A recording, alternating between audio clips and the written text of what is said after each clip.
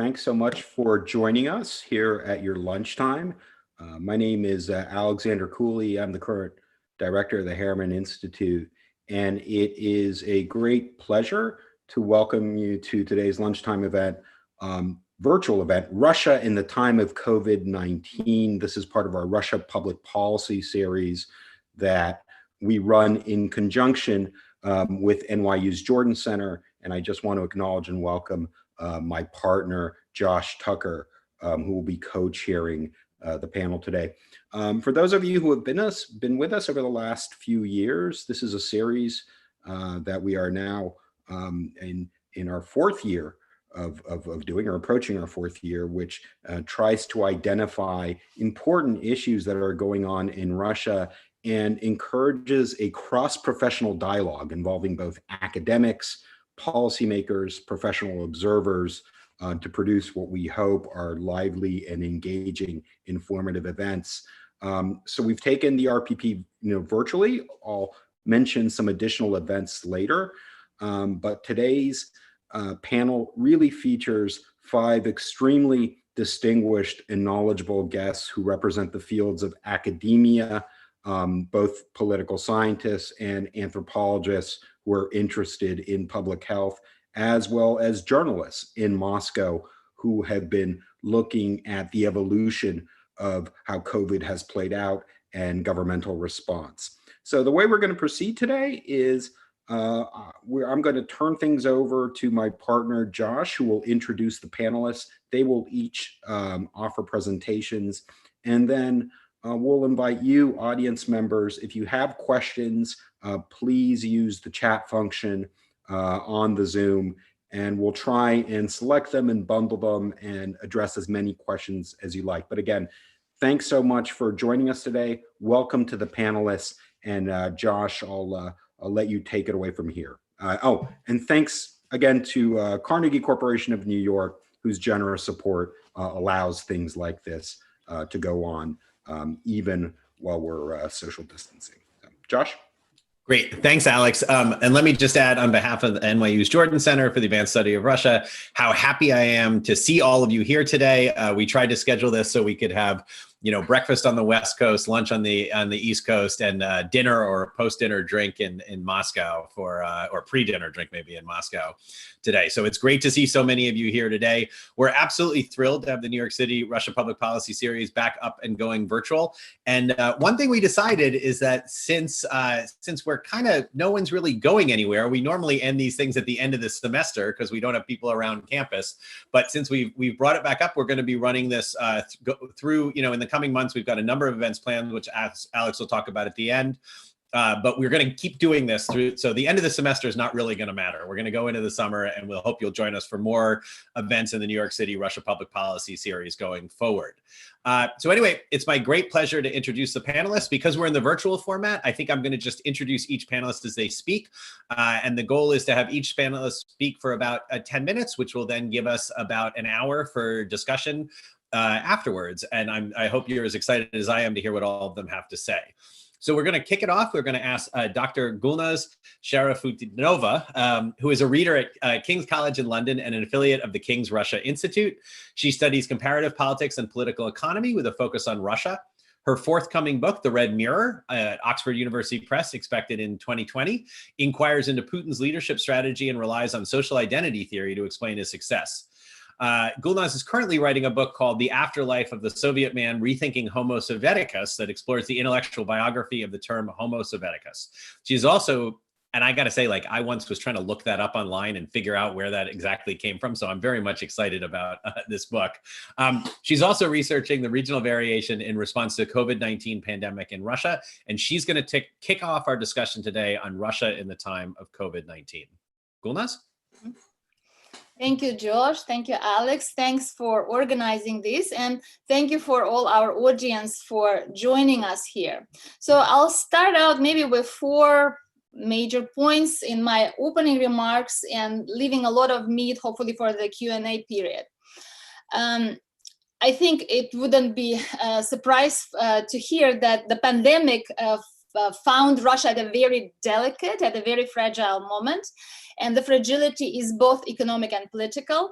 the oil prices have collapsed at certain point to almost negative ones, now have gone a little up, but being the major source for the Russian budget, Russia's economy is in deep trouble. And we all know that. But besides that, Russian political elites have been trying to organize power transition. And from January and to early March, we all were witnessed the opening of the plans in some way for the government, for the autocrats who are very much want to control information. A lot of their plans were exposed and counterbalanced by the pandemic, by the health crisis, which basically opens up issues as to what to do. The plans about the referendum over the constitutional amendments had to be scrapped. They couldn't happen on April 22nd, but this issue is still hanging out there and needs resolution. You might have noticed Zhirinovsky 2 days ago called for just abolishing the referendum altogether, suggesting such plan to the Kremlin.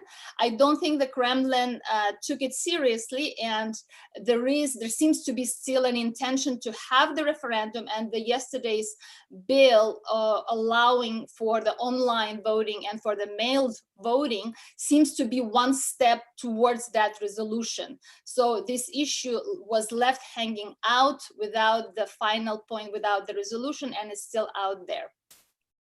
Now, my second point is that early on, Russia observers did notice that Putin was absent in the early days of response to pandemic, giving, on the one hand, opportunity, but also responsibility to Sobyanin, Sergei Sobyanin, mayor of Moscow, who had to take the brunt, go to the forefront of the response, but also through the more formal devolution of policy making to the regional governors. For a couple of days, I think the Kremlin felt the brunt of Putin's loss of the media centrality, from the media centrality for Putin. And there was a very quick response from the presidential administration of bringing Putin back onto the media stage and putting him central to governing the response to pandemic crisis. To a certain extent, early on in the first weeks of April, that strategy did work to bring Putin's approval ratings up. So public did react favorably to that quick response. But I think it's also important to remember that it is hard for Putin as a leader who made his name and recognition based on foreign policy issues, based on Russia's international standing and international status and collective and national identity issues, to quickly switch his quote-unquote expertise to domestic issues, day-to-day governance. And that hasn't been his forte. And maybe therefore it's not surprising. We do see that Levada opinion polls at least showed that by late April, opinion polls were showing his popularity rating dropping to pretty minimal levels, to 59 or so. And very interesting response, while the governors were seen as potential blame takers for restrictive response to the pandemic, the governors' rating have been, for the first time in Putin's presidency, were higher, a few points higher than Putin's approval level. And of course, it's average numbers across Russian regions, across all of Russia, but the latest numbers were around 61% approval ratings to regional governors on average, with around 59 for Putin. So we see this interesting political dynamic that has been accumulating over the past month or so. Another important issue to note is, what do we learn, what can we expect based on Russia's early response to crisis, right? What type of crisis Russia has gone through and what is the history there? Has Russian government been very effective in responding to crisis? Now, if we think in terms of health issues and health crisis, I think there is one very negative example, and that is HIV crisis, HIV epidemics, where Russian government hasn't for a long time been able to contain the epidemic, in fact, was in denial over it. So that's not quite a good history. Then we have a series of terrorist acts, which are also, public affair crisis, tragedies, where the Russian government also hasn't shown itself very effective when we remember Beslan or Dubrovka, where there were loss of many lives, etc. So, despite the fact that the early talk about authoritarian advantage on containing crisis, for example, in China, etc., Russia hasn't shown itself over the last crisis as a very effective thing. There is one exception. There is a work by Lazarev, you might remember, that looked at trials by fire, where response to fires in 2010 were actually worked to increase public approval ratings to authorities who could show their performance over that crisis. So I think that's something interesting to also think about. Now, with regard to pandemic, as I mentioned, the important element of the response was to shift decision-making to the regional level.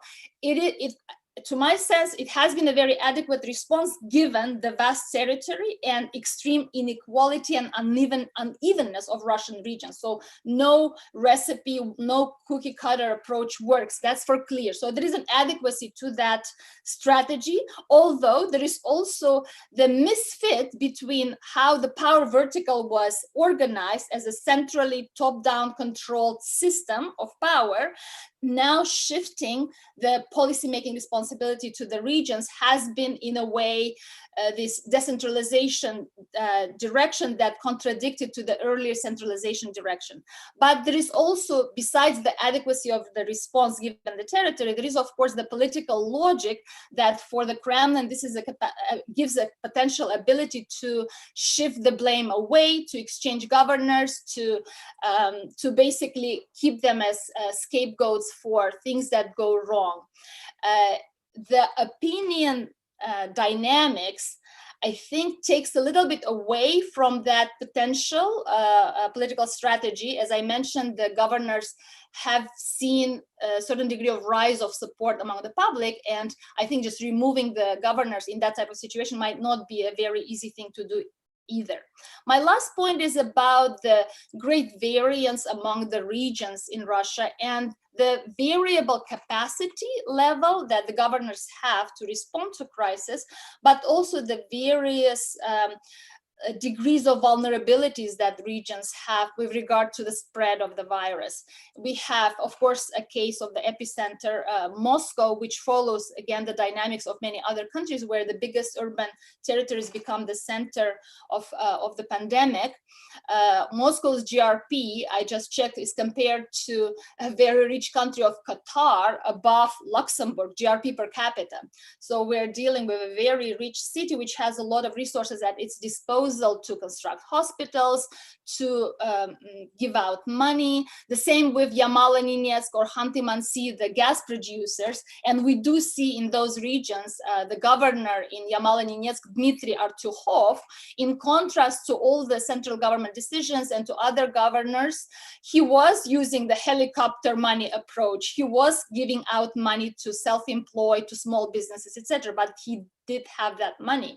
Now, if we look at the Caucasus, another emerging epicenter of pandemic, that region, as a whole, Dagestan in particular, but also Ingushetia and Chechnya, they are one of the poorest economies with a lot of with a big informal sector and very weak healthcare sector. So the capacity to respond in in these regions has been very different, and so we see the magnitude of the crisis developing much, much higher.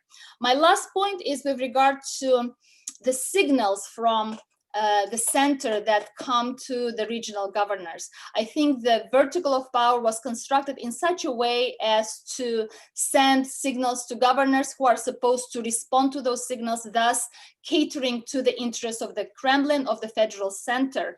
And the replacement and of many governors over the last few years has evolved in that direction. A lot of technocratic governors, many of whom look alike. I refer sometimes to them as Agent Smyth, if you remember from Matrix.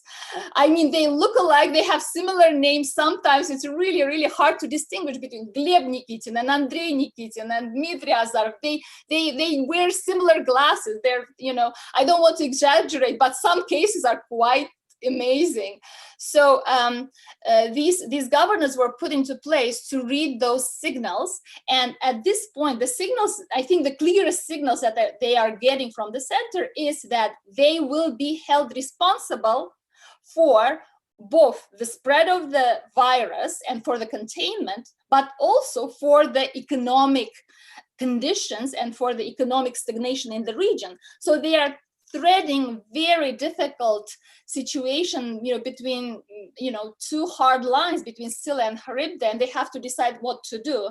And unfortunately, I think in this impossible situation, and I'm sure we'll talk a lot about today, they go to the data management situation. And I'm sure we'll talk a lot about the data and how that is produced and how that also reflects the signals that governors receive from the center. I'll stop at that. Thank you. Fantastic. Thanks, Gulnaz. All right, so our next speaker will be Professor Regina Smyth, who is a professor of political science at the University of Indiana, Bloomington. Her research explores the relationship between democratic development and electoral competition by focusing on candidates, political parties, and party systems in post-communist states. Her book, Candidate Strategies in Electoral Competition in the Russian Federation, Democracy Without Foundation, which was published by Cambridge University Press, explains the failure of Russian democracy in terms of the factors that impeded cooperation among candidates and party leaders and failed to produce a viable opposition to the ruling party. Her current work on party and party system consolidation across the post-communist states examines the processes that produce congruence between key political alignments or power centers and partisan competition. Regina? Thanks, Josh. I'm good, you can hear me. So here's the, my more recent work has focused on urban activism and processes of collective action, both in elections and in protest. And this is the relationship or the work I'm talking from today. And I just want to plug my forthcoming book at Cambridge Press in November, Elections, Protest, and Regime, Non-Democratic Regime Stability. Russia 2008 to 2020.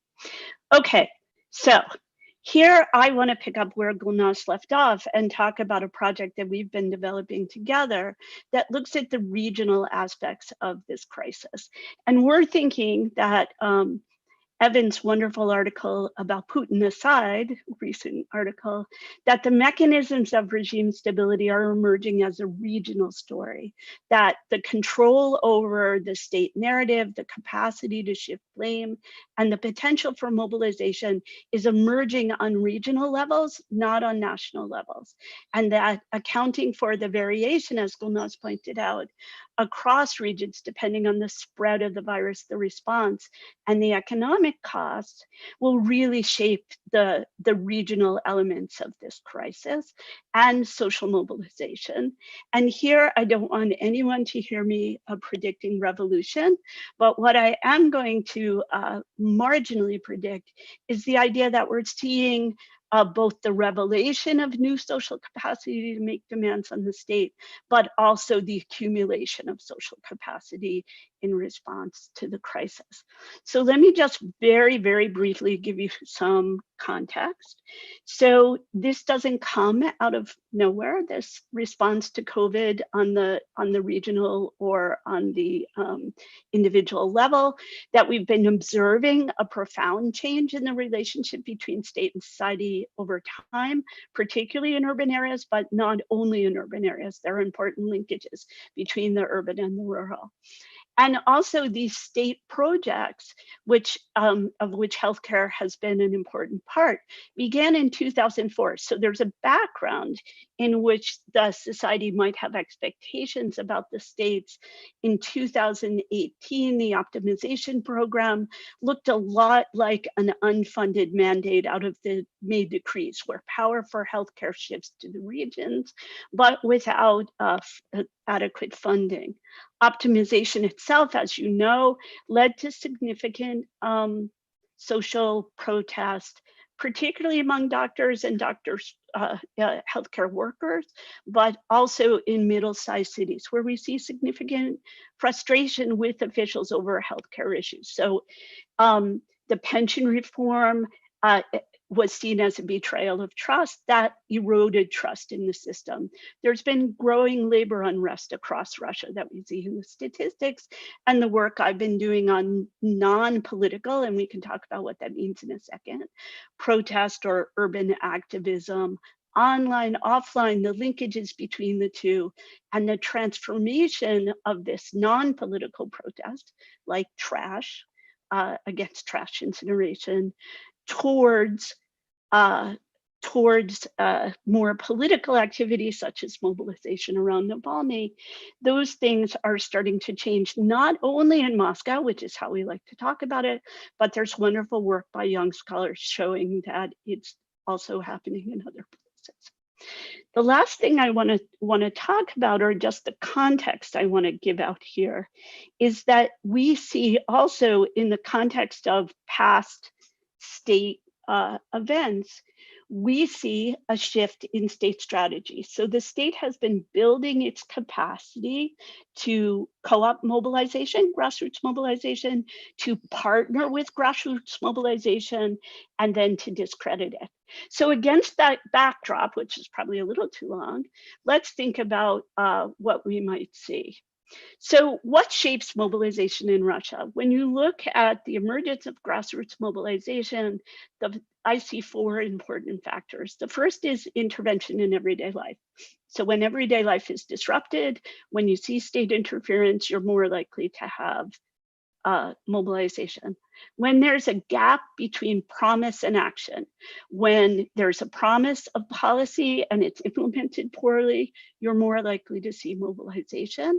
And the direction of that mobilization depends on who is trusted. And this is why it's so important that the trust in regional governors has been rising over time. The last factor that we see a lot is emotion. So in 2011, 2012, we saw a constant reference to dignity, that people had been betrayed by their state, that the state action revealed them to have been duped.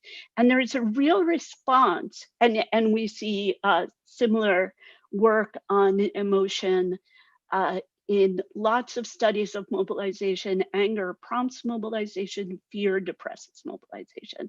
And so this movement from the COVID crisis, the public health crisis of fear, to the economic crisis of anger is a place where you might start to see mobilization. Right? So, okay, I think that we are seeing four significant gaps in the narrative start to play out in Russia. That is not an entire loss of state control over the narrative, but is challenging the state narrative. So the first is the crisis gap itself. Gulnaz talked about the statistics, who is ill, how many people are ill, who has died. I'm sure we'll talk about that. But there are two parallel discussions happening. There's the state discussion of numbers and what is happening, and there's this fascinating discussion of what is happening to doctors. And to my mind, the doctors are serving as a proxy to tell us how extensive the virus is, where the hotspots are. And we're seeing all sorts of really creative protests or demonstrations, symbolic acts to let society know about the cost of this virus. From the list of remembrance that's being published, which has an incredible number of Dagestani doctors on it, underscoring to us that Dagestan is a hotspot. We're seeing memorials in St. Petersburg set up to recognize doctors who have died. And we're seeing coverage in regional press, quite extensive coverage of regional press of doctors' protests, including in Omsk recently, where there was a large protest of doctors unable to be tested despite the work they were doing. The second gap is the economic gap. We see a lot of demand for attention to micro industry, private, small, and medium-sized industry. Business associations are mobilized to press these demands. And despite the sort of idea of paid holidays, people are not being paid, and there is starting to be a discussion of whether or not this is a new mechanism of economic centralization, right? Are you being schooled in the fact that private industry is dangerous? And we are seeing significant protests emerge to reopen in order to protect livelihoods. The third is the sort of disappointment gap in the state report. So there's a lot of discussion of where are the benefits. Putin is saying, look to your governors, look to your governors. That strategy for the moment is not working uniformly, and paying attention to where and how it's working is important. We're also seeing a very interesting flip of the script where Putin's emphasis on Russia's international position is now being co-opted by opposition, most notably Navalny, but there's a discussion where there's a discussion of why are we sending material abroad, but also why is the rainy day fund not being used to promote and be given out. And here the discussion centers around Americans got this much, Italians got this much, where is our support? So there's a very interesting flipping of the script. And against that background, you see very significant online mobilization. It varies widely by issue, by the relationship to the state, whether it's co-opted, whether it's partnership. We see United Russia being organized to give out food to elderly people in some regions. In other regions, this is a grassroots action. It's a very different kind of response. So we are seeing reflected lessons learned from the grassroots mobilization in the past. So I would say against this spectrum, we are likely to see, as the pandemic slows and the economic crisis deepens, more online protest demanding state response. And we need to be prepared to think about where that will emerge and in what regions it will be most threatening to the central regime, where it will be most damaging. And the last point I want to make is that we can expect, as Gulnaz already said, not a one-size-fits-all response to mobilization. So we're already seeing in some regions labor unrest is bought off or quickly mollified. In other regions, we're seeing much more confrontational situations. And I think these are sort of the parameters of what's happening, and we can get into the weeds of the discussion in the Q&A. Thanks. Wonderful. 10 minutes on the nose. I was just about to hit 0 minutes left. So perfect, Regina. Thanks so much. Really illuminating. Our next speaker is Svetlana Borodina. Svetlana is a PhD student in anthropology at Rice University, who I'm very pleased to announce will be joining the Harriman Institute this fall as a postdoctoral fellow. And hopefully that means we'll be seeing more of her in New York, but certainly we'll be seeing more of her virtually until then. In her current dissertation research, she focuses on the dynamic relations between blindness and disability and the ways in which these categories factor into the production of the category of the human in post-Soviet Russia. Specifically, she ethnographically and historically investigates the ways in which blind people themselves, state policies, caregivers, accessible prosthetic technologies, urban environments, and disability activists for the past 30 years have been collaborating to redefine blindness as a resource rather than a lack. So we're very excited to have someone who has been working as an anthropologist in the public health sphere to give the sort of anthropological perspective on Russia in the time of COVID-19. Svetlana? Perfect. Thank you, Josh, so much for a wonderful introduction. And thanks everyone, organizers, panelists, and our audience today. I'm excited to be here. And so my approach here will be slightly different because my academic background is in, as Josh mentioned, in cultural anthropology and not political science. So I pay attention to slightly different things, and it's very interesting to see different kind of resonances between the approaches that different panelists take. And as a discipline, just to give you a brief explanation, cultural anthropology examines peoples as products and makers of broader systems in which they live. And here I mean ideological systems, material environments, socioeconomic project processes, and political environments. In my research, in general, I have been looking at the development of various disability-focused programs in Russia. And during this pandemic in particular, I have been paying attention to the ways in which bodily and mental vulnerability has been constructed and experienced among various social groups. And I looked at how vulnerability actually differs group by group. And so in the interest of time, I will not provide you with a review or a detailed kind of story about how different particular group reacted or responded to this crisis, but instead I will offer a reflection of who counts as vulnerable, what vulnerable becomes in these particularly exceptional conditions, as well as what broader trends I've observed happen and develop throughout this pandemic. So it's almost become a cliche to say that that anybody is at risk for contracting COVID, the virus. Elderly people and people with pre-existing medical conditions, in particular, are at higher risks. Sometimes it is specified that those pre-existing conditions increase one's chances to have a more complex kind of case if these diseases are associated with the cardiovascular or respiratory or immune systems. And yet what this pandemic has shown us is that vulnerability during it is a much wider and a broader category. Because this pandemic brought about multiple crises on different kind of social planes, members of many social groups have been exposed to higher risks that threaten their quality of life and well-being. So instead of looking at how the virus threatens to kill and damage individual human bodies, social scientists have been looking at how the response to this pandemic exposed some bodies to risk more than others, and how some bodies actually gained more access to protection and support than others. And as our experience has proved, the pool of vulnerable groups is a very wide one. Among them, we can find people with complex disabilities, especially those who live in assisted living facilities, those who live in psychiatric homes or group homes, or those who depend on daily care provided by some external actors. Then people who live in rehabilitation centers, in particular those who are recovering from addiction, many of whom have HIV positive status. Then we have people of low income, victims and potential victims of domestic violence, and I'm happy to talk about this in particular too.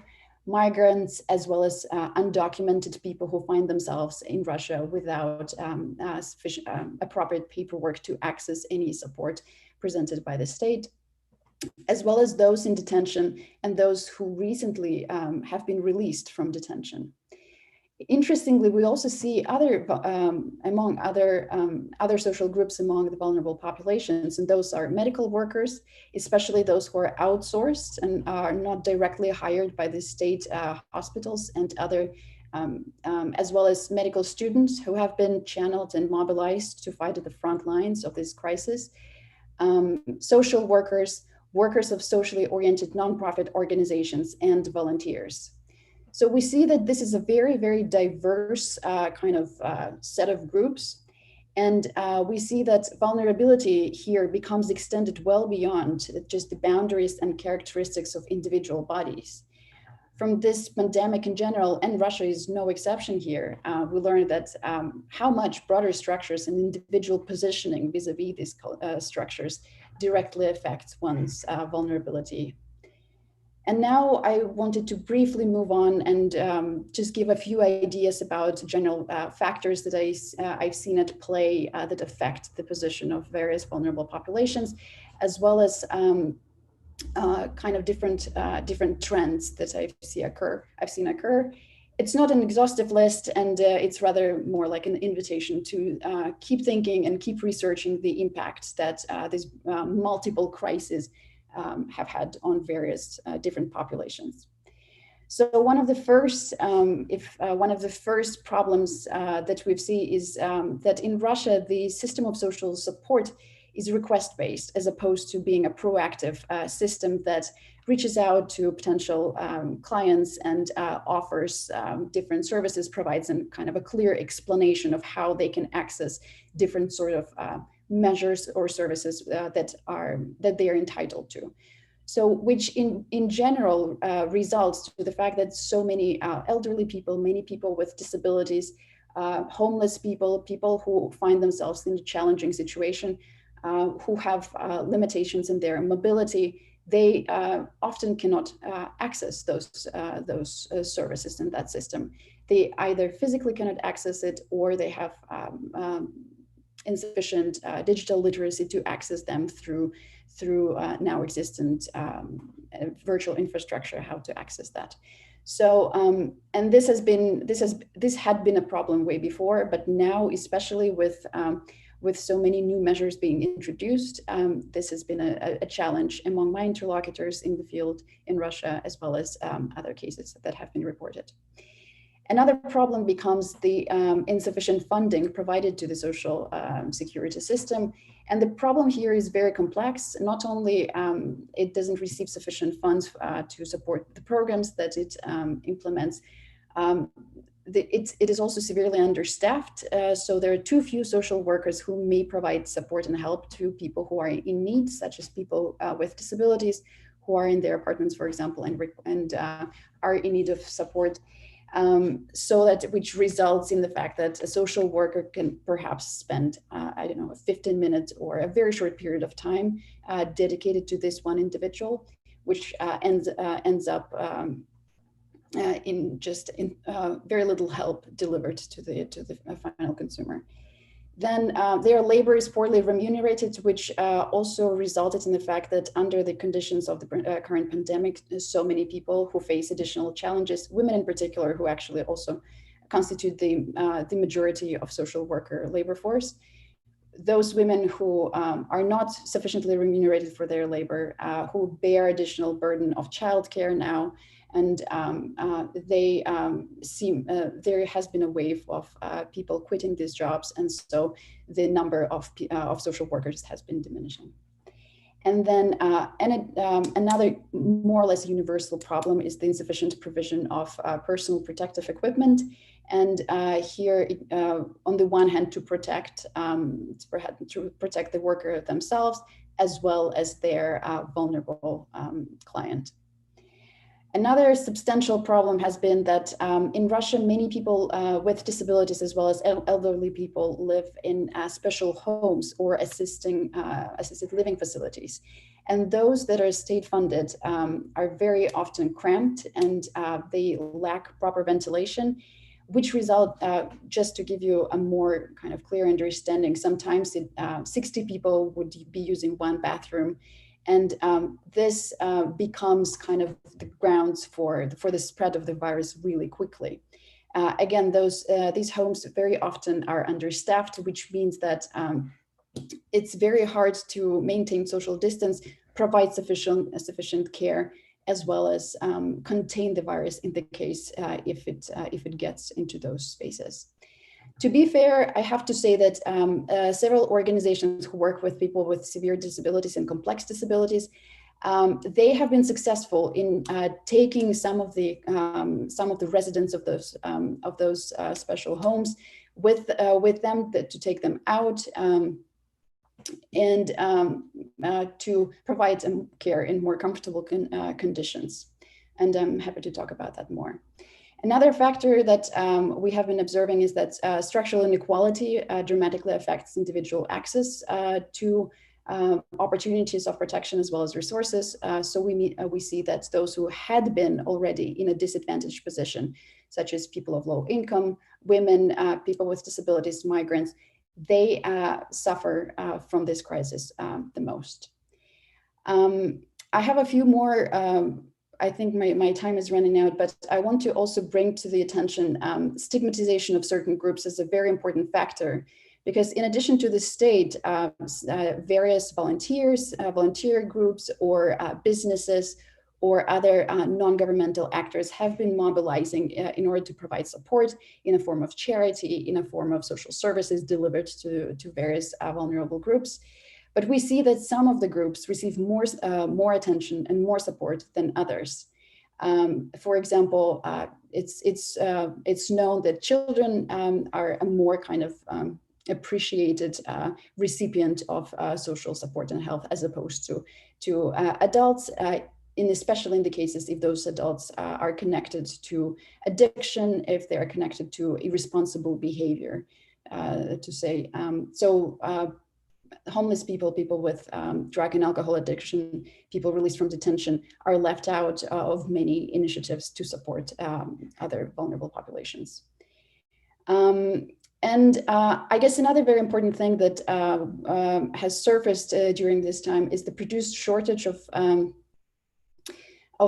the medication, and that would affect other vulnerable groups that have been relying on this medication and have been experiencing a lack of it.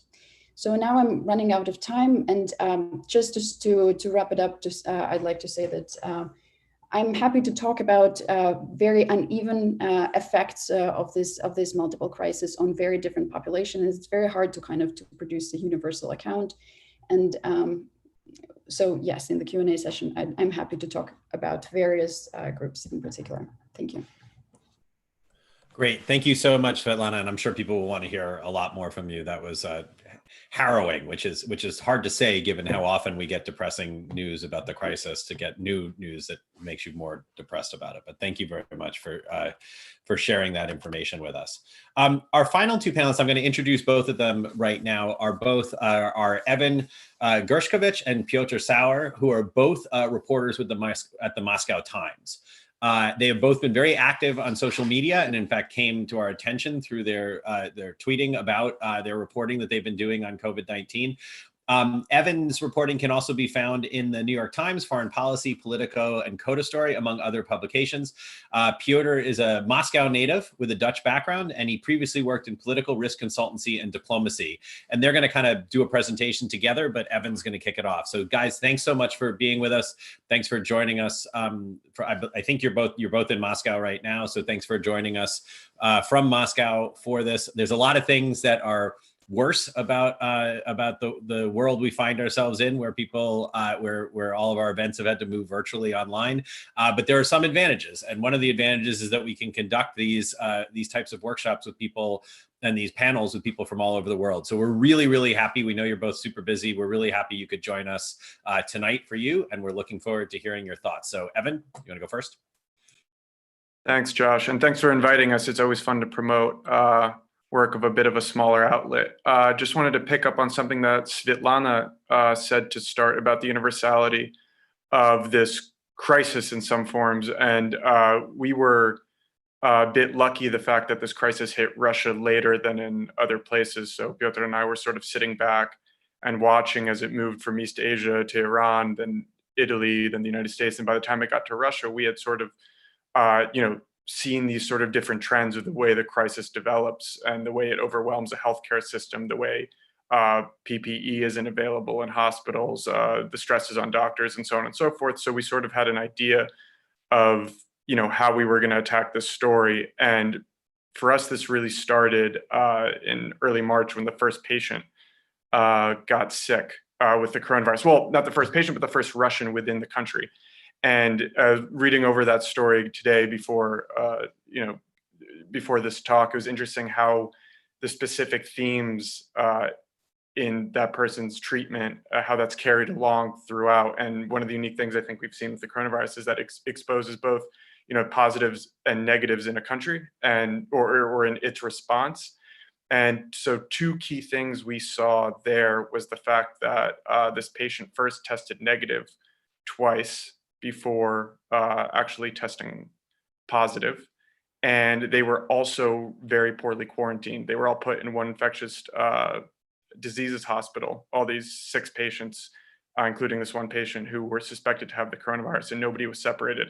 And there weren't really good practices in terms of how to, keep this really infectious disease from spreading within a hospital, which already by that point we had been seeing in Italy that these would become virus vectors. And I'll get back to that point. And so after that first patient tested positive, we started sort of looking at these different themes. And the first theme was testing. And about 2 weeks into March, maybe a bit, I think it was a bit later, Russia at this point was reporting that it had the lowest ratio of positive tests to testing done in the world. And it was the second lowest was Taiwan, which was 3 times higher. And Taiwan has by far the best response to coronavirus. So it seemed like something was off.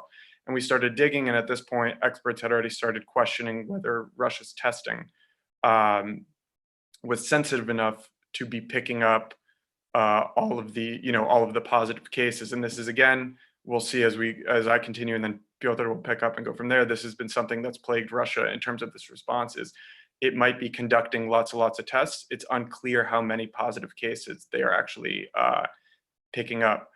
There was also an issue at the beginning, which is quite interesting with the testing, was that there was one single government lab in Novosibirsk out about 3,000 kilometers east of Moscow that was doing all of these tests. And it took Russia a while to figure out that it was a much more efficient way to have different labs set up in Moscow and other cities. So Russia was lagging in terms of the quality of its testing early on, which sort of hampered it, hampered its ability to maintain the spread. However, and it's worth going back to this first patient, what's interesting about the first patient, the first Russian patient who tested positive, was that he had come back from northern Italy, to Russia, where the pandemic had already broken out. And this goes to the authorities' point, and this might the authorities' point, which they've been making over and over, and this might highlight some of the positives of Russia's response. They closed their border with China really, really early and started limiting flights, and that was able to buy it some time. And so even though there have been blunders along the way, including with testing, it wasn't hit, as I've already mentioned, as early. And so this goes to sort of, this is a positive to the authorities of how quickly they were able to react. And even with some of the blunders that came later, it bought them a bunch of time. So one of these other blunders that we saw, and this was one of the next big stories that we did, was on the remote Komi Republic. And there we saw that what was happening, as for some reason in this really sparsely populated region, which is really massive, it's the size of Germany and Austria taken together, for some reason the virus had spread to all parts of it, and quite quickly, and it wasn't really clear how. And what was happening was that in one hospital in Komi, in Syktyvkar, in the capital, they found coronavirus in one of the hospitals that wasn't meant to be treating it.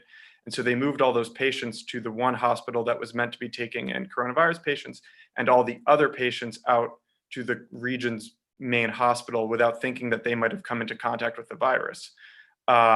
Then those patients were all released back to their separate towns and villages around the region. And with the incubation period being 2 to 3 weeks, the virus started spreading that way. And so what we saw was that Russia's medical system became, sort of super spreader of the virus, both in the fact that they weren't quarantining correctly, and as Svetlana mentioned, about the lack of PPE. So we've seen over and over again that Russian medical workers, especially not in Moscow and some of the wealthier parts of the city, do not have enough protective equipment, which means they get infected, and which means they spread it. And this also goes to the point that Regina made about how much medical workers have been affected. They're on the front lines, and compared to other countries, we've seen now in an unofficial toll, they've counted about 170, I believe, medical workers who have died in Russia so far. However, to sort of shift back again to the positives, another thing we started tracking then, and what experts were telling us in March, was that Russia has a really proud history of sort of wartime mobilization when it comes to epidemics, pandemics, disease management. And it really, really, really quickly geared up to open up new hospitals, reprofile hospitals, get beds in place, and bring doctors into this fight. And that, in a sense, even though Russia has the second biggest outbreak right now and second biggest growing outbreak, it has still, because of this, it seems to be the case that it never has reached a tipping point like we've seen in New York or in some of these other places where the healthcare system just collapsed under the weight of this great stress. They were able to, get to a point where they could handle it. What seems to have been the problem, however, is that they've put a lot of these medical workers in more dangerous positions that maybe in some other countries, sort of sacrificing a few for a greater number. I'll let now Pjotr continue with some of our more recent reporting that has gone on from there. Yes. Yeah. Thanks very much for having me here. It's been super interesting to listen to everyone. So as Evan mentioned, Russia's healthcare sort of took pride in its mobilization, but the obvious drawback was that it put a lot of doctors in very dangerous positions. You know, one of the more tragic stories we reported on was the first confirmed death of a doctor in Moscow who got sick after treating coronavirus patient at the Veterans Hospital, which was turned into a coronavirus hospital. You know, the staff there, they weren't used to the conditions, the extreme conditions of the coronavirus epidemic. So many got sick very quickly, and one of the doctors died. Another phenomenon we've noticed was that many young students were mobilized to help out in the crisis. So many medical students as young as 20, 21, because for quite a while, Russia was not really investing in its healthcare, or cutting actually its budget over the last 10 years in a policy called optimization. Many nurses were fired over the last decade. And as a result, when the crisis hit, they didn't have the staff to help out. And they had to recruit many medical students. And at first, the students were voluntary, but after a while, as we started talking to them, and new degrees were being pushed in, they were being cursed into basically helping out and serving on the front lines of the coronavirus battle. You know, they were threatened with academic punishments and so on. And I think in that sense, Russia was quite unique, really sort of getting its students on the front line. Another sort of consequence of this sort of Russian mobilization we've seen was the tragic fire this week in the St. Petersburg hospital that we've reported on. One of the ventilators, for the breathing ventilators, caught fire. It was a Russian-made ventilator that was recently built as part of a big contract of almost 7,000 ventilators Russia needed. Previously, it used European ventilators, but now, as the crisis happened, it needed to quickly produce Russian ventilators. And as a result, many of them weren't up to the standards needed. Last week, another fire in Moscow killed one patient with the same ventilator. And as we started talking to many of the staff, and some of the staff actually used these ventilators, they started telling us that they were scared of, they felt threatened and scared to use these ventilators. And ironically enough, Russia actually sold some of these to the US for a cheap price last month. But the US luckily said they weren't going to use them. So this brings up us to the current moment where Russia has over 250,000 infections, but a relatively very low death rate, only around 2,500 deaths. And that's really has become the story of the last week and last week, that we've sort of tried to crack and to understand why the death rate has been so low compared to the rest of the world. And from what we sort of seen, the main really reason was the way Russia counted its death. It's a very completely different system of counting compared to European or countries, or the way the US counts its deaths. Russia only considers someone to have died from coronavirus if they could prove that the patient died directly because of the virus. So if they could show that in the lungs there has been changes caused by the coronavirus. And it's actually been relatively open about this fact. And we've seen in some regions, they've been publishing two sets of data. One set that showed the deaths of coronavirus directly, and one that showed a patient died positive coronavirus, but of something else, say cancer. And the differences have been actually 200–300%. We published a story on this last week. This week, the Moscow officials, sort of as a reaction, they sort of admitted that this is what they were doing. and in Moscow, only around 40% of all the death count is registered as part of the official numbers, and around 60 or even more are not included in the numbers. So this sort of might explain why, or this should explain why Russia has a lower death rate. There's been some more reporting coming out this week that also shows that, especially in the regions, even using this methodology, some pathologists have been sort of undercounting or pressured to undercount. So it's, this is another thing where regions don't really want to show that they have a high death rate, scared of the central powers. It becomes almost a competition who can have lower numbers. So on this background of extremely high infection rates and relatively low death rates, Putin came out on Monday to say that it's time to sort of end isolation. It's time to go to work. Many saw this sort of as a surprise, many observers, because it seemed quite counterintuitive. But Russians themselves welcomed this decision. According to a poll, around 80% of Russians they were excited, or not excited, but they were willing to go back to work. And the key really in here is that for many Russians, money was running out. 50% of all Russians only had savings for another month, according to a study today published by Bloomberg. And Putin did not inject a big economic stimulus for small and medium businesses. So for many, this was welcomed. And but for us, for journalists, it will be very interesting to see what this will have, what effect this will have on the crisis, as Russians go back to the streets, as they go back to the metro, as they go back to public places, whether the infection rates go up again, and whether this will further affect the healthcare system. So that's sort of it for now. So just to sum up what we've been doing for the last few weeks with Evan. Great. Thanks so much, Pjotr and Evan. That's totally fascinating. I'm going to toss it over to Alex to ask the first question. Yeah, thanks so much. These are great presentations.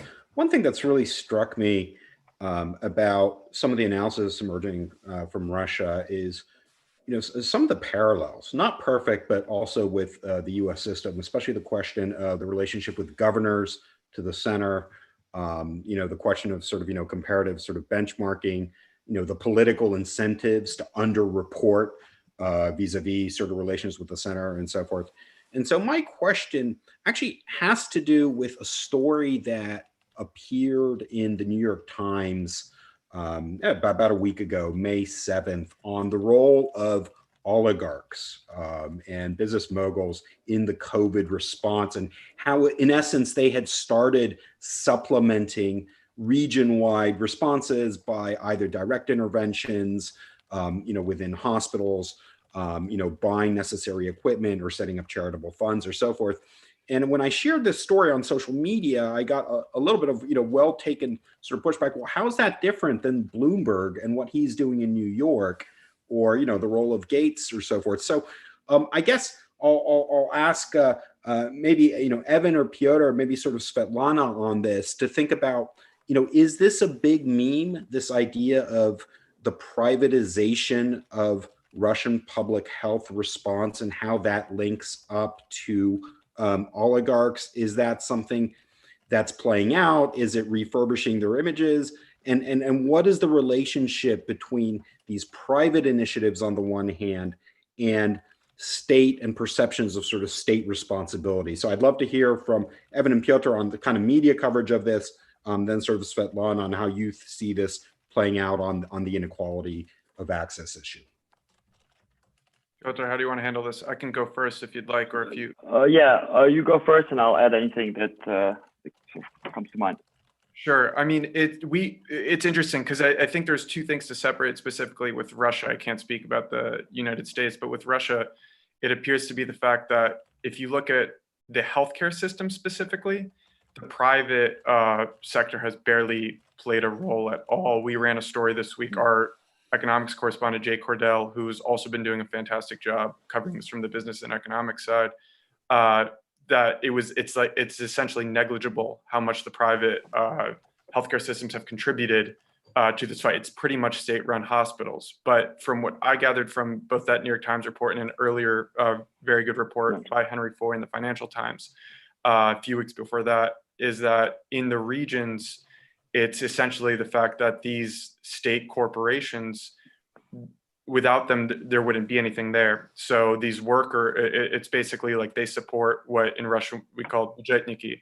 They are workers who live off the state budget, and the state budget is funneled through state corporations.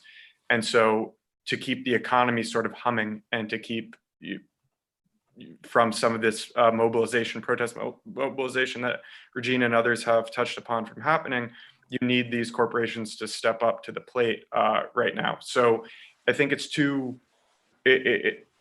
for Russia, at least, it's dividing these two lines, is that the state corporations are sort of keeping the regions afloat, but as far as healthcare goes, it's very much a state-run affair. Private clinics are really much on the sidelines, and it seems to be unfortunate. It seems like they could actually be roped in more than they have, and we've actually seen that with testing as well, where the first test was made by Vector, which is a state-run lab, and that was the only test for about a month until Russia opened it up to private clinics who had already created tests that were potentially, actually, from what we understood in our reporting, more sensitive than the Vector test, and they were selling them abroad because there was demand abroad and Russia wasn't using them. I'll let Pjotr add anything to that, and then Svetlana, whoever. I obviously agree with what Evan said. Many, as was the case with the economic crisis back in 2008, 2009, back then, many oligarchs were asked to step up in a sort of this unwritten contract that when things go bad, we need your help. And when things are going well, you reap the benefits of the economic system. So there's this sort of unspoken contract between Putin and these owners of the big corporations, the non-state ones. But it's also important not to forget that a lot of these business leaders, they themselves will, one way or another, also try to profit from the pandemic.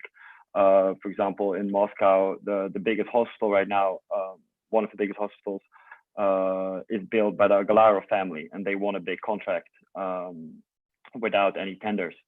So this is sort of a give and take relations that they've been had since the very start of Putinism, I think. Great.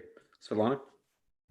Yes, so I have, I think, 2 points. The first thing is that the involvement of private capital in the support of vulnerable population is nothing new. It has for decades, it has worked together. Private capital has been subsidizing nonprofit organizations as well as volunteering initiatives together with the state. And especially after the passage of the law about foreign funding, that non-governmental organizations have to report all the foreign funding, the reliance on private capital increased even more. So this is one thing. So I want to emphasize that it is not new, and that nonprofit organizations have been working with private capital for a very long time. Yet there is a very substantial critique to that, because this charity support versus state-provided support are very different things structurally, because charity support positions the recipient always in this kind of subordinate position, dependency on whether the funds run out, whether the donor wants to continue this funding, and there is no power actually on the part of the recipient on control. On how to kind of spend this funds, and kind of what I've seen so far is that nonprofits have to really develop their ways of how to kind of navigate kind of the allocated budgets and spend them on items that they really need. if this needs were fulfilled at the level of the state, or if there was a system where citizens would be entitled to apply for support and receive this support on the basis of their membership and on their citizenship, it would be a completely different story, because there wouldn't be kind of such a temporal dependence on the reception of these funds. There would be kind of a guaranteed protection by the state, regardless of the fact of the condition of the willingness of the private capital to be channeled toward these organizations, and as well as the presence of non-governmental organizations is another factor here, because they also mediate the distribution of these funds if we're talking about the charity structure. So there has been a lot of problem associated with the charity structure. And in particular, I work with people with disabilities, and charity organizations regarding people with disabilities have received substantial critique, because they, again, configure people with disabilities as these helpless recipients of help, of resources, without providing them any chance to actually demonstrate that they're active creators of content, of values, of different other resources. So it's a very kind of problematic arrangement to depend on private capital in support of various vulnerable populations.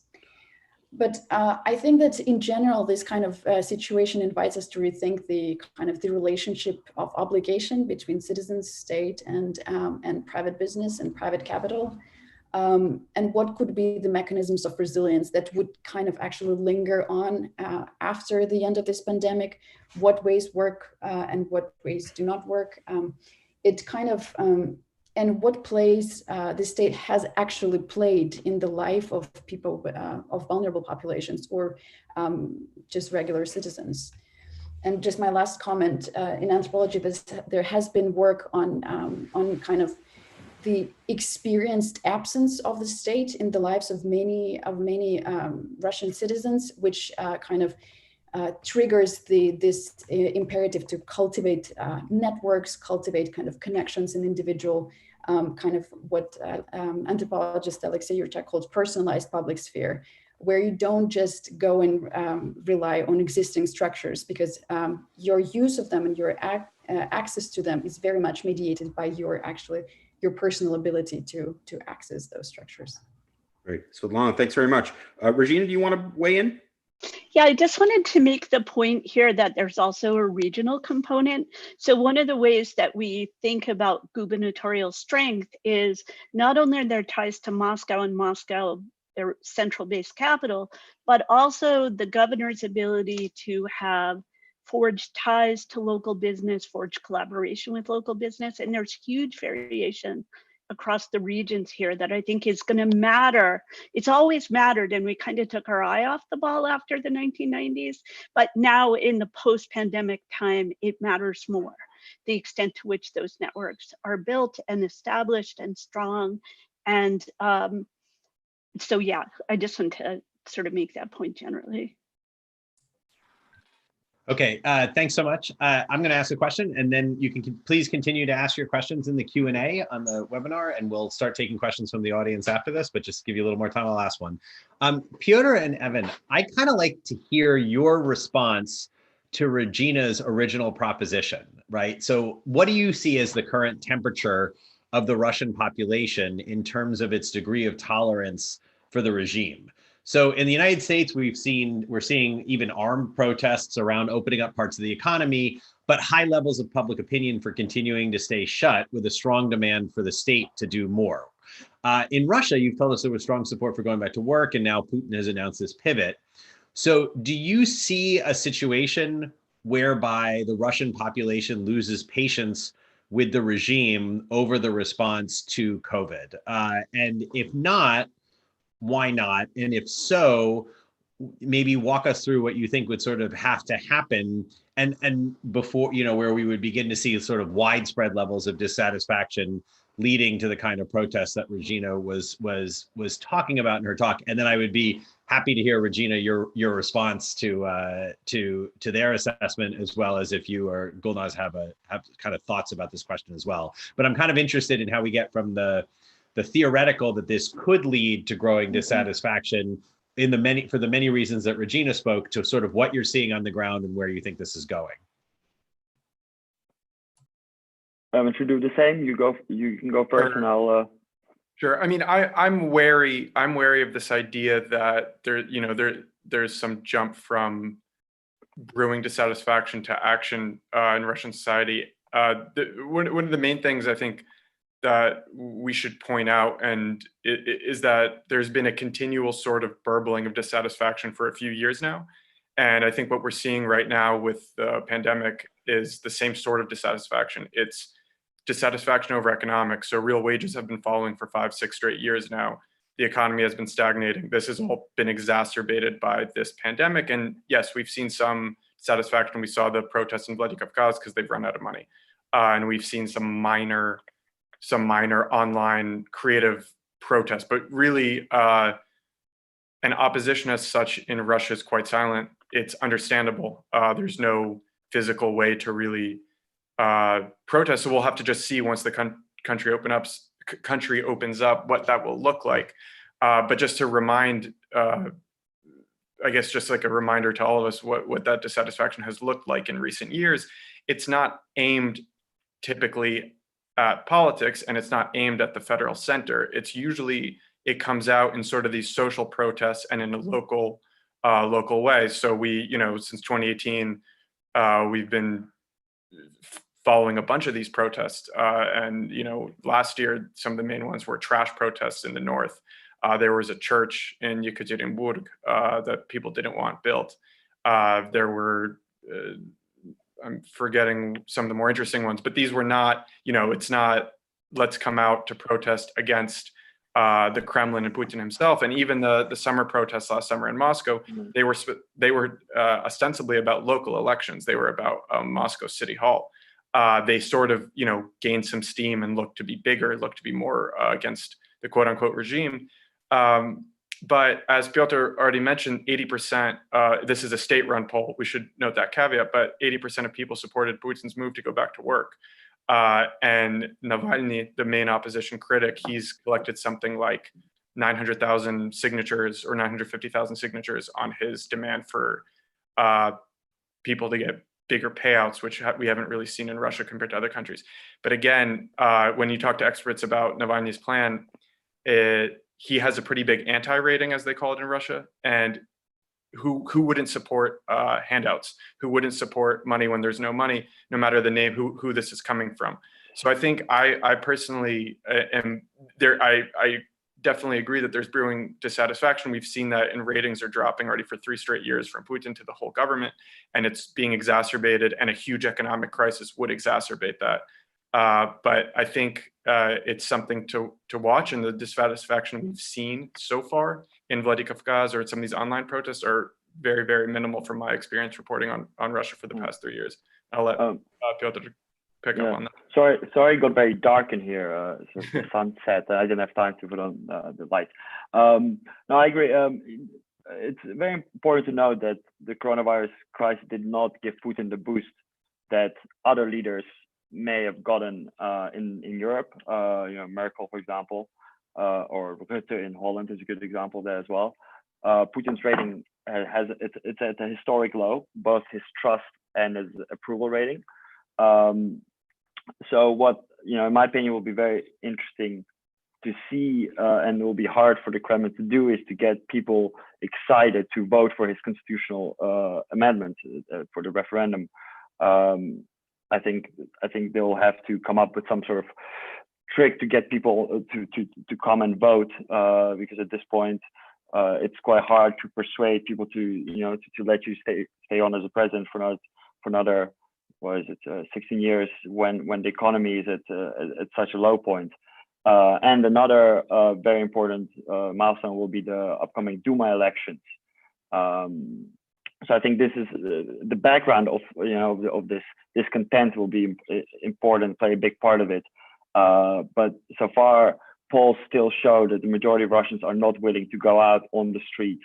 Summer protests have shown that there are real consequences to going out on the streets. Many protesters got jailed. For many Muscovites, that also felt like a moment that it could have gone either way, but numbers never really increased more than 60,000. That was the biggest protest. So I think for a variety of reasons, I'm not expecting mass protests yet. Great. Let me go to the audience. Question from YouTube from Rosa Hinman, who's an MA student at the University of Glasgow. Would anyone be able to speak about the role and actions of the Russian Orthodox Church in this crisis? In your view, are clergy members reinforcing the state's positions and actions, or are they more split? How about this dimension and what you're seeing? Regina, do you want to comment on this? Yeah, so I've been really lucky to be in dialogue with John Burgess, who's a theologian, but also a scholar of Russian Orthodoxy during this crisis. And we've been tracking what is really a very significant split within the church. So, and the split is manifesting, or a series of splits, right? It's manifesting in different ways. So there has always been a sort of more liberal communitarian part of the church that wants to do social and charitable work, and then the mainstream part of the church that is concerned with reclaiming land and rebuilding property and so forth and so on. So that split is being exacerbated here. We also see interesting coalitions where opposition to the patriarch is joined early on around Easter with governors who wanted to keep churches open. So we saw the patriarch came out and said, you know, best to stay closed. The several more conservative priests said that's impossible in the Easter season and collaborated with governors to keep churches open.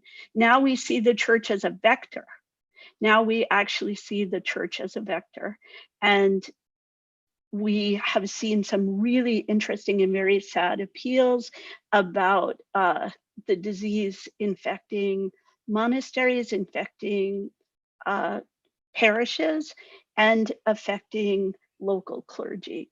So I think the church is a really interesting example of how institutions we normally think of as being very unified and focused in one direction, that the virus is exploiting existing division and highlighting existing divisions.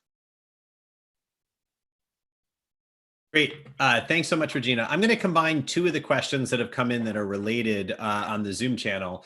The first is from Brian Taylor, who writes, I would like to hear more about how the optimization of healthcare in recent years, including closing of clinics and hospitals, will affect the ability of regional healthcare systems to cope with COVID cases as the pandemic likely spreads more broadly in Russia. Relatedly, what options exist for governors to support healthcare at the regional level, given that most regions are dependent on the center for financing? And then Judy Twig asks, how do the panelists see this crisis affecting the Russian healthcare system post-pandemic? What are the possibilities for reversing the optimization, allocating resources more effectively, overall increased investment priority for the health sector? Gulnaz, do you want to take the first crack at that? But then we're open to hearing anyone who's got thoughts on this. Yes, I think Russia's health care system found itself in this situation where a lot of, especially lower level hospitals, were taken out or just removed or merged, with the number of doctors going down, with the number of the support staff going down, and moving cases from nurses to what is called like support sanitarki, etc., etc. And this is the case where you need exactly the lower level care to a much greater degree, while a lot of investments in healthcare went into high-tech medical services, surgeries, heart surgeries, and things like that. So in some ways, there has been this unfortunate moment where the priorities for the Ministry of Health didn't quite match the necessity which the health care system faces now. I think the compensation came in the richer regions. As you know, in Moscow, they have built additional facilities. They had the resources to do that, to build new hospitals, to put new beds in VDNH, in big spaces. The other very important player in this game is MCS, the Ministry for Emergency Situations, how do you translate it? But they have come in building mobile hospitals in Murmansk, in various other places in Saha. So they have helped out. But otherwise, the signals that come from the government is that the governors need to prepare those additional beds, and that the government would help with money. But we also know that getting money where it's needed at the moment, the disbursement of the money has been a problem, especially with regard to the population. But I would expect similar issues within the regional and federal budgets as well. So it has been on the shoulders of the governors to increase the bed spaces and to mobilize all the resources they have. There is just one additional little case. So, for example, the governors had to buy, if they don't have enough of the ventilation equipment. And there is, a visible case, which, because it was criticized openly in the press, in Vladimir region, where the governor bought, the regional government bought these equipment, which was outdated by like 10, 15 years old equipment or so. And so there are emerging cases of potential corruption. So things come up like that. But governors are in some ways on their own, except for situations like the outbreak in Murmansk, where it's linked to a big construction site by Novatek, or the Gazprom-related facilities in Saha on Chayandina. Those big cases with like 10,000 workers working in one spot on the construction, those cases do attract federal attention, and MCS comes to help with building those mobile hospitals. I could just really quickly add, before I guess somebody else can jump in, but to Judy's point about optimization, what's been interesting to see since the pandemic broke out was that some people close to the state have criticized that process, and it's seen sort of as a Western, it was a Western idea to trim down this bloated Soviet system, and now some people are looking back on it and thinking, maybe we were right all along, and part of the reason that, if we trimmed it down even further, if optimization had gone to its complete end, we wouldn't actually have handled the pandemic as well, having at least some extra beds in places like Moscow that they might have not had. So I can't make any predictions, but I think I'm going to be watching that as keenly as you probably are, Judy. On to somebody else.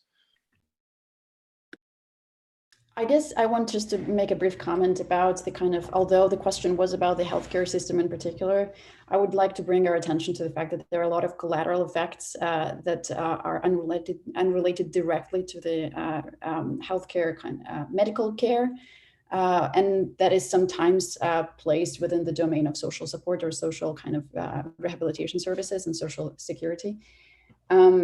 I know that there has, interestingly, there has been a bit of enthusiasm associated with the fact that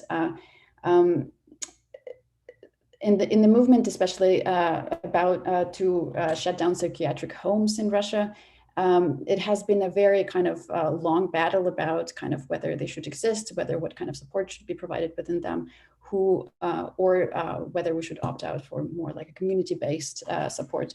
And the fact that some people with complex disabilities and people with mental disabilities were allowed to leave those institutions and live in private apartments and receive care, which is way more comfortable, way more humane.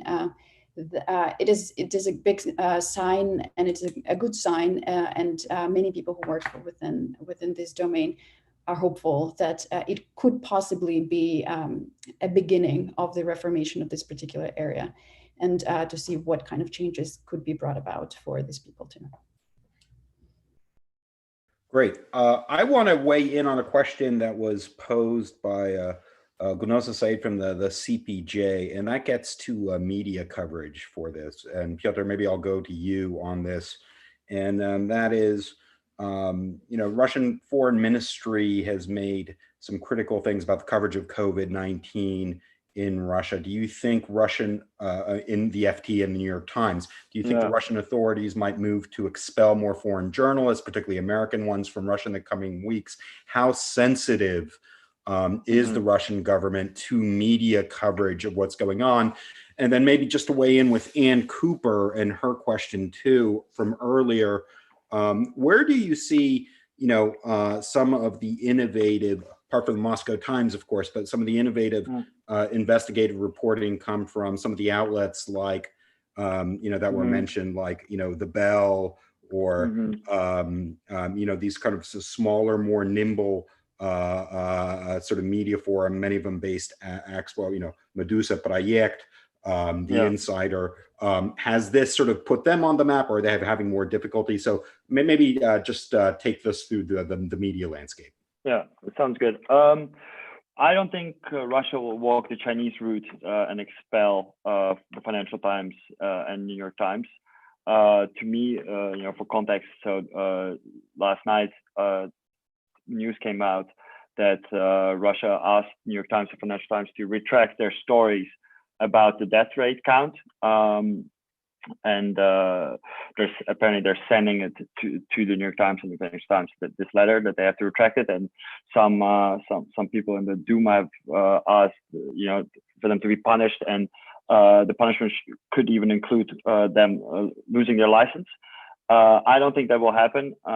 It seems to me more that the Harriman and a few others are just sort of trying to beat their chest a little bit to show that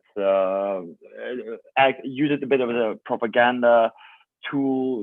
That these Western outlets are lying about what's happening in the country. It's a curious case because much of what is reported in those two pieces is already public.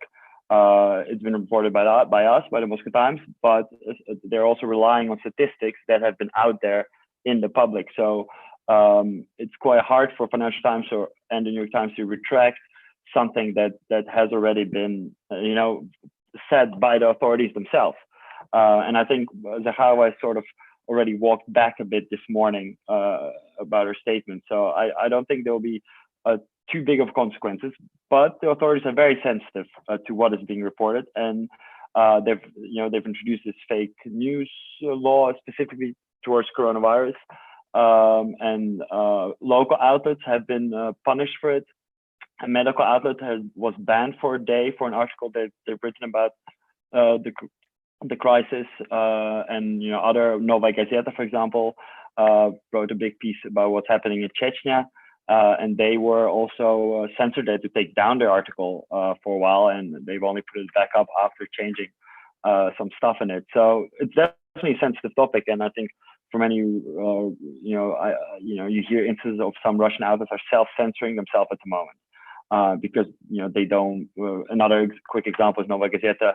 They wrote a column about the fact that they had a big story about an outbreak in prisons of coronavirus, but they couldn't publish it because they were worried that they would get in trouble for it under this fake news law.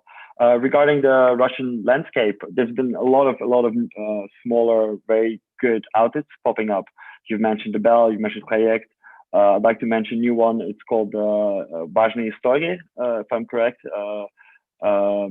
Important stories, if you translate it into English. I think they're all, contributing well. They're making a name for themselves. Project especially had a few very interesting investigations. As we've seen lately with Vedomosti, the bigger outlets have trouble to operate successfully and freely in Russia.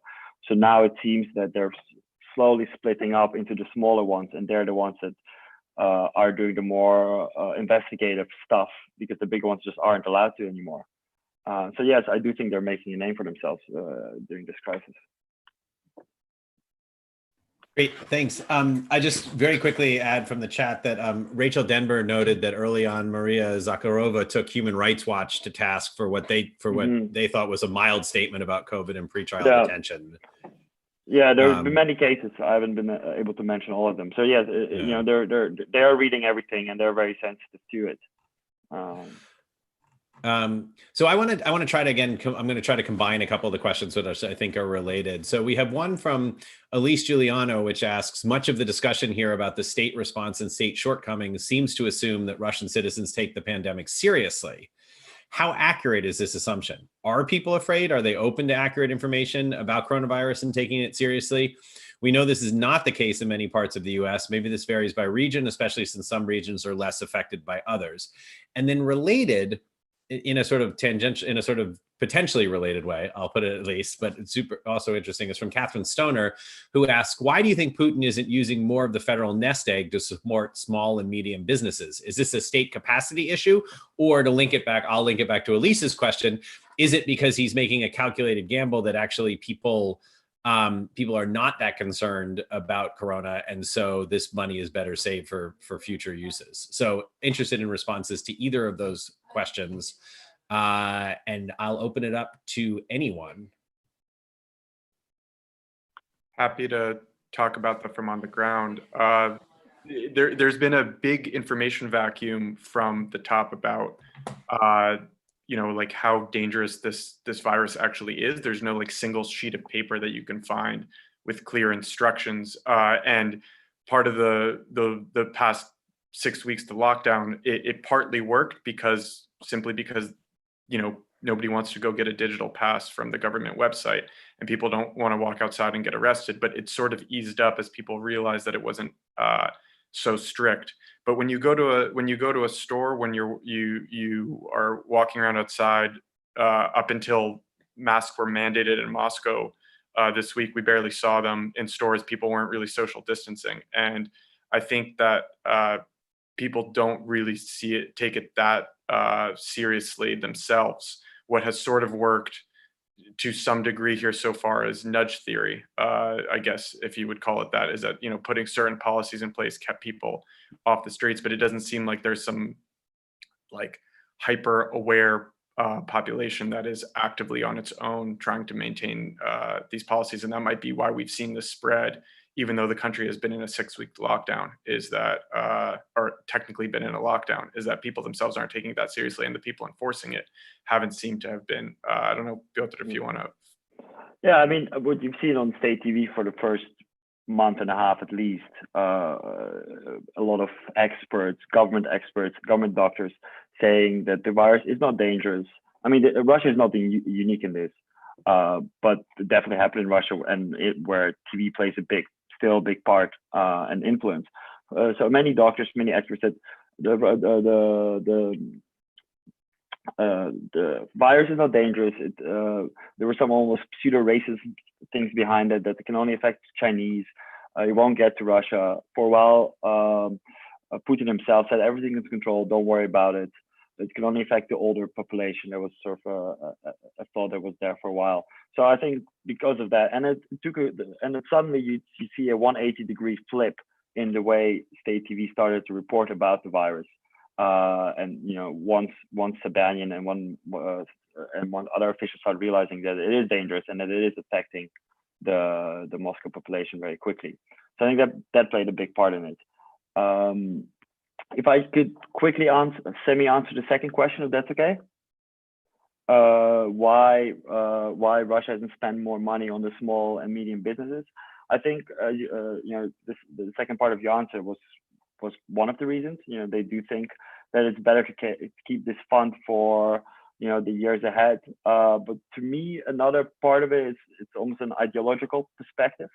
For Putin, the small and medium businesses isn't the core of his support in his mind. There's this fascinating interview he gave this year, I think to State TV, where they asked him about his thoughts about the small and medium businesses, and he said that part of him still considers them thieves, and sort of I forgot the exact word he used, but he has this sort of 90s mentality towards smaller businesses. They're all just trying to make money. That they're all just sort of anyways, you get what I mean. So sort of there's this idea that for him it's the people that work for the state corporations. Those are the backbone of his support, and not the small and medium businesses, so he doesn't need to support them. Regina or Gulnaz, would you like to jump in on Catherine's question? Yes, so I want to first point out that we do see some difference coming up. So from the beginning, for sure, the state reacted as it reacted to earlier 2008 crisis with focusing on systemic enterprises, system building firms, companies, etc., and giving support to those. And I think Pjotr is right to point out the political side of it. But I think the noise over the big hurt to small and medium and micro businesses has been growing. And already, if I understand correctly, on May 11th, with these new decisions that Putin came up, already certain things are being done. To my understanding, all the self-employed people have the right to claim whatever taxes they paid for 2019. So I think there is some awareness. It doesn't mean that a lot of money will be given out, but the government is trying, both on the national level and definitely on regional level. I pointed out that, you know, they have different capacities, and in some regions they are much more willing to provide some degree of support to arrange some type of chains of demand for the services of smaller businesses to keep them afloat. And I think the other decision was made that the small businesses will get subsidies, credits for paying salaries that they don't have to return if they're able to keep 90% of employment going. So I want to point out that this very early sense that, you know, no attention whatsoever, it is changing. Things are quite dynamic, and the Kremlin is reacting to approval ratings and understands that part of the approval ratings is linked to the fact that I think Zubarevich talked about 25 to 27 million people in these small businesses and private entrepreneurs who haven't gotten help. And it's a big chunk of people who work in Russia. So the government will have to somehow open their eyes. And I think it's starting to do that. So I just wanted to add this complication to the story. Thanks, Gulnaz. We'll take just two more questions here. One, a version from of Cornelia Evans is asking a question about contact tracing and plans for reopening. Will this happen at the national or regional level? Will there be state funding and training for it? And how do the panelists feel about public compliance with tracking and tracing, which is so important for maintaining public health? So I'll throw that out for whoever wants it.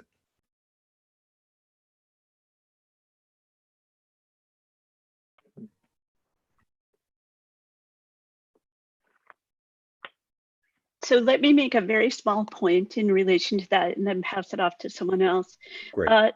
Levada had a very interesting poll early in here. I'll tie it to the previous question, where it shows that the country's really split on how seriously they're taking the virus. But they're not split on how seriously they feel the economic pain. So that's an interesting division in opinion. The other really interesting thing is they asked folks what they feared most from the virus. And in first place was the sickness or health effects for children and young people. In the second place, it was world war and international conflict.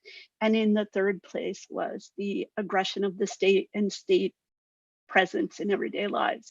Now, these are kind of small numbers, and I don't know how far to take it, but I think this this idea of being monitored and traced is having some resonance within the population. Great. And I just want to also ask Rachel Denber's question about stigmatization, and I'll direct that one to Svetlana. Svetlana, do we see ongoing stigmatization in Russian society or neighbors or people with COVID? Is this an issue? How has, how have these perceptions evolved as a result of media coverage over the last few weeks? What I've come across in my, as I have been tracking the what has been happening with different marginalized group, is that stigmatization has been particularly strong, relating those people who are deemed not worthy of social support. And here, what is kind of the question of responsibility surfaces as this kind of the moral marker that decides whether people go and volunteer to provide their support, whether they donate money to a charity cause, or whether they kind of advocate on behalf of these groups. And especially, I would not comment on the kind of the ethnic division lines, because I just haven't come across any information regarding this. But regarding people with addiction or HIV positive people, there is a very strong stigma that often places the responsibility onto people themselves for the condition in which they find themselves. It also applies to homeless population, and it kind of ties to the fact that there are so few organizations, in fact, who actually manage to deliver support to these people during the pandemic and also during just ordinary times. And it is very important to think about these populations and kind of this, the reproduction of stigma, because there are a lot of collateral effects, as I've been trying to communicate, besides just the kind of the direct effect of the virus on individual bodies. And one of them would be among the homeless population, for example. There have been documented cases when the police would stop volunteers from distributing food to the homeless population, or there have been cases of weaker kind of organizing to support people with addiction, or people who are getting released from detention centers. So the unequal distribution, it is, I can see it very clearly, the unequal distribution of attention and support that has been channeled to certain groups as opposed to others. And just to reiterate, I think it does happen along the kind of these moralizing lines about who is responsible for their condition and who is just kind of being thrown there. Very interesting. Thanks, Svetlana. And Josh, you have the final question. Yeah. So, we're coming to the end of our time here. I want to thank all the panelists for all of their time. I want to thank the audience for being here. But I do, we titled this panel "Russia in the Time of COVID-19," and I feel like since we're lucky enough to have Evan and Pjotr here with us today, we'd be remiss if we didn't have like end with one question on what it's like to be a reporter in Russia in the time of COVID-19. Like, are you doing reporting, via Zoom? Are you out trying to find sources? What's it like? There's a whole set of challenges to reporting in Russia, period, writing for, for an English language publication. How have you found the situation for journalists generally, but in particular, your little corner of journalism, writing for an English language newspaper? How are you finding that being affected by COVID-19? I can start, Evan, and then you join in later. I think what is very obviously, we stay home as much as possible. We do most of our reporting through different Russian social media mostly. What is very interesting when you report on a story is the fear many have when speaking out, whether it's medics, whether it's doctors, professionals. A lot of them want to tell their story, but they're also very scared of the consequences. So unfortunately, many of our stories feature anonymous sources because they're very scared of the consequences of speaking out. And then sometimes when you read a story in Western media and you read a critical story of the government and you see the names of the people, you get surprised and you remember that that in places people can speak out and want to speak out freely. For example, we're doing a story on prisons where prisoners spoke to us. We spoke to 6-7 prisoners about the conditions within the prison, and they were all very scared to speak out because there would be severe consequences.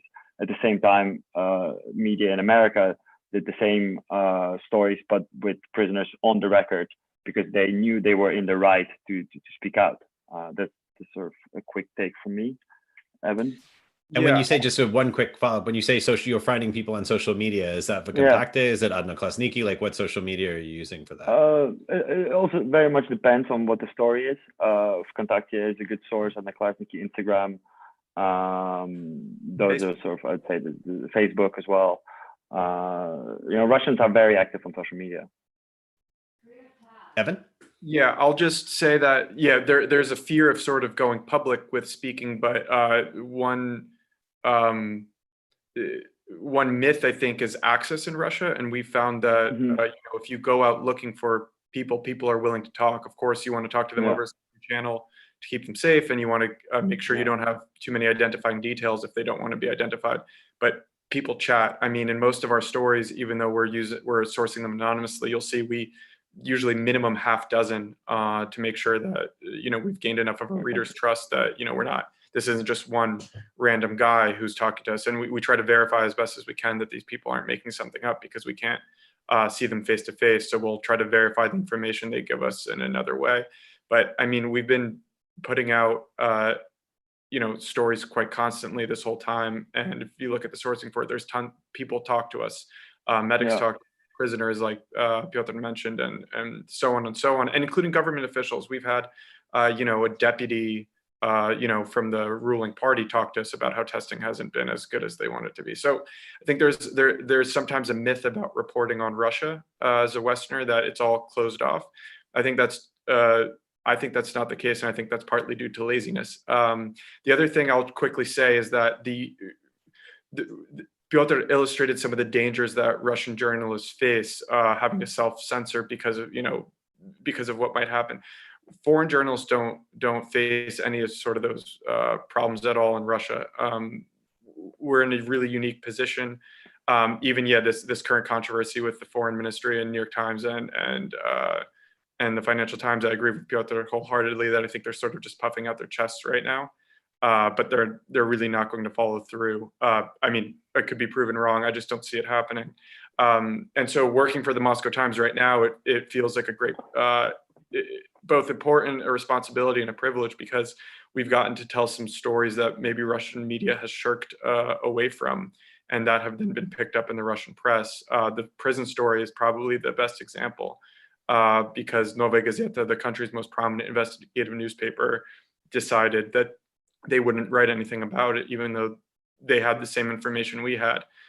So, in a journalistic sense, we were beaten to that story, but just because we're a foreign outlet, we were able to tell that story first. And so I think we both feel a responsibility to keep telling the stories that we can, and to telling them fully well, because of the current situation. And then on a personal level, journalism is keeping us sane, because it's good to keep working, and it's a good way to keep busy. On that note.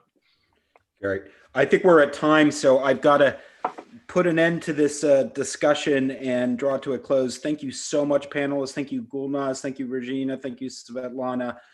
Thank you, Evan and Pjotr, for taking the time out of your very busy days. We'll continue to follow you. And thank you to always my partner, Josh Tucker, as well as all the people behind the scenes at NYU and at Columbia, at the Jordan Center and the Harriman Institute that make this possible.